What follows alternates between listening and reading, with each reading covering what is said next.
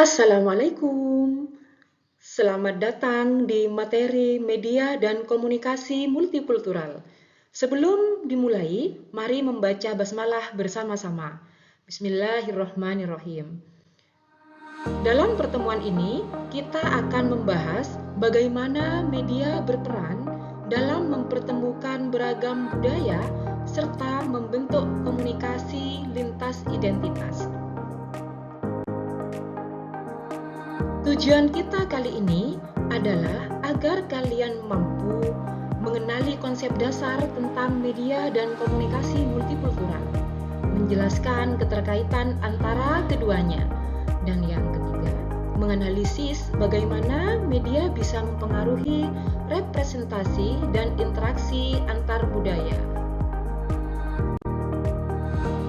Ada 3 subbahan yang akan kita pelajari. Pertama, representasi budaya dalam media. Kedua, pengaruh media global terhadap identitas kultural. Dan yang ketiga, bagaimana media sosial memediasi komunikasi antar budaya. Media seringkali merepresentasikan budaya tertentu secara dominan. Kadang ini memperkuat inklusi, tapi bisa juga melanggengkan stereotip. Misalnya, film yang hanya menggambarkan satu kelompok etnis dalam peran tertentu. Ini mempengaruhi budaya dilihat oleh publik. Teman-teman masih ingat ini film kartun dari etnis mana, dari negara mana? Ya, betul sekali. Saat menganalisis media, penting untuk bertanya, siapa yang ditampilkan? Bagaimana mereka digambarkan? Apakah ada bias atau justru keadilan budaya? Karena representasi itu membentuk cara pandang kita terhadap budaya lain. Media global memungkinkan pertukaran budaya lintas batas. Namun, ini juga menimbulkan risiko homogenisasi budaya, di mana budaya lokal kehilangan ciri khasnya. Contohnya, ini biasanya disukai oleh teman-teman mahasiswa. Budaya Korea yang mendominasi tren global melalui K-pop dan drakor. Benar nggak teman-teman? Media global membawa 2 sisi.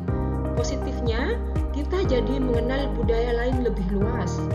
Negatifnya, budaya global bisa menekan eksistensi budaya lokal.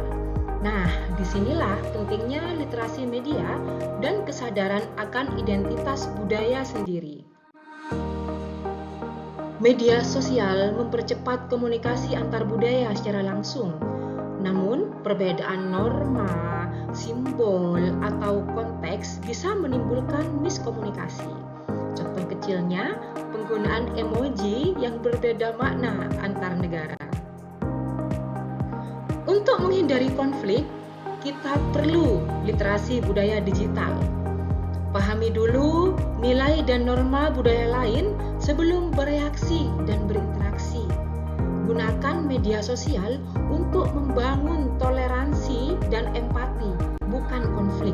Dan yang ketiga, waspadai ujaran kebencian dan misinformasi lintas budaya. Nah, coba kita renungkan bersama. Bagaimana pengalaman kalian berinteraksi dengan budaya lain di media sosial? Apakah representasi budaya di media sosial sudah adil? Dan bagaimana media dapat memperkuat komunikasi multikultural? Sekian dari saya, matur sekelangkung. Assalamualaikum warahmatullahi wabarakatuh.